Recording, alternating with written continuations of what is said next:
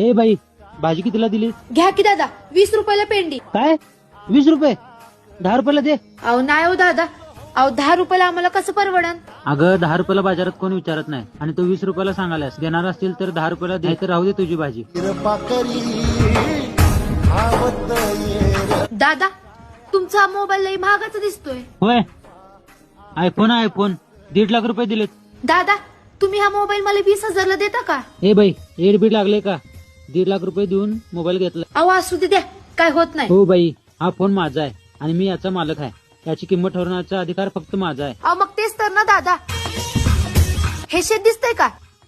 हे शेत ना माझं आहे, आणि याच शेतात पिकवलेली ही माझी भाजी आहे, आणि याचा दर ठरवण्याचा अधिकार माझा आहे, कारण मी एक शेतकरी आहे आणि या भाजीची मालकी नाही मालकी.